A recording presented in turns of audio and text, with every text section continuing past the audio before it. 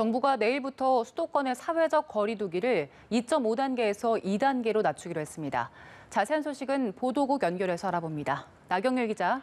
네, 정부가 내일부터 2주간 수도권의 거리두기 단계를 2단계로 조정하기로 했습니다. 박능우 중앙재난안전대책본부 1차장은 조금 전 브리핑에서 방역 효과가 나타나고 있는 점과 함께 자영업자와 서민들의 피해를 감안해 이같이 결정했다고 말했습니다. 이에 따라 프랜차이즈 카페나 제과점, 아이스크림점 안에서 음식료 섭취가 허용됩니다. 일반 음식점의 경우 오후 9시까지만 식당 안에서 취식을 할 수 있었는데 이 같은 영업 제한도 없어집니다. 또 학원은 대면 수업을 재개하고 독서실, 스터디 카페, 헬스장 등은 다시 문을 열게 됩니다. 다만 마스크 착용과 출입자 명부 작성, 이용자 간 2m 거리두기 유지 등의 방역 수칙은 반드시 지켜야 합니다.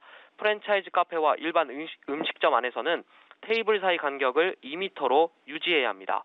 학원과 독서실, 스터디 카페, 실내 체육시설에선 이용자들이 마스크를 쓰고 2m 거리를 둬야 합니다. 전국 PC방은 고위험 시설에서 제외돼 운영이 가능해지지만 오는 27일까지 미성년자 출입이 금지됩니다.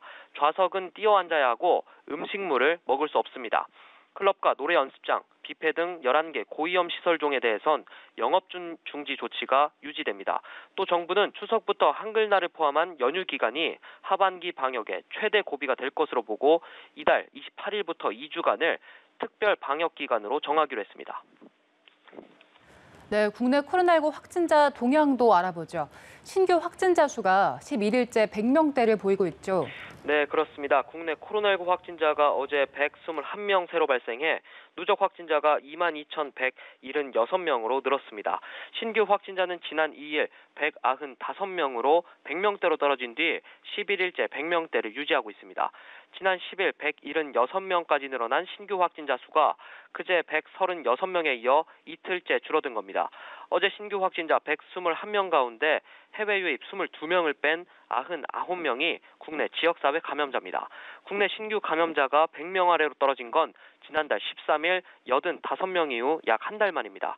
국내 신규 감염자 가운데 서울 30명, 경기 27명, 인천 3명 등 수도권에서 60명 발생해 전체 신규 확진자의 50% 가까이를 차지했습니다. 산발적인 집단 감염의 여파가 계속되고 있는데요. 광복절 서울 도심 집회와 관련해 12명이 추가 확진돼 누적 확진자가 577명으로 늘었습니다. 서울 서대문구 세브란스 병원 관련 확진자는 환자와 가족, 간병인 등 6명이 추가로 확인돼 모두 29명이 됐습니다. 한편 병세가 위중하거나 중증인 환자는 157명이고 사망자는 어제 하루 3명 추가로 발생해 모두 358명이 됐습니다. 지금까지 보도국에서 전해드렸습니다.